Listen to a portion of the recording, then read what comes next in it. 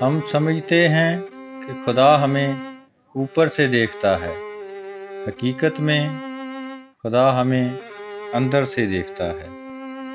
تعلق باقی نہ رہے مگر احترام باقی رہنا چاہیے، کیونکہ یہ انسان کے معیاری اور خاندانی ہونے کی دلیل اور کسوٹی ہے۔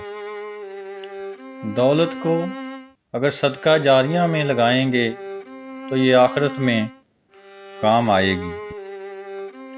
برے اعمال دیمک کی طرح ہوتے ہیں، ان کے ذریعے باہر سے تو اکثر اوقات کچھ نہیں بدلتا مگر اندر سے سب مٹی ہو جاتا ہے۔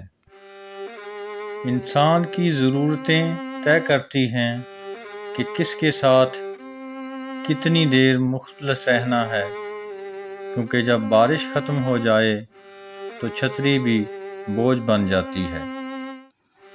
ہمیں کوشش کرنی چاہیے کہ زندگی کا ہر لمحہ اپنی طرف سے سب کے ساتھ اچھے سے اچھا گزرے، کیونکہ زندگی تو نہیں رہتی لیکن اچھی یادیں ہمیشہ زندہ رہتی ہیں۔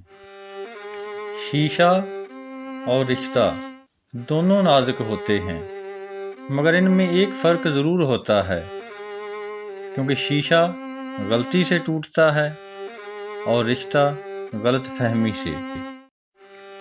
خوبصورت چہرہ بھی بوڑھا ہو جاتا ہے اور پرکشش جسم بھی وقت کے ساتھ ساتھ ایک دن ڈھل جاتا ہے، لیکن ایک اچھا انسان ہمیشہ اچھا انسان ہی رہتا ہے۔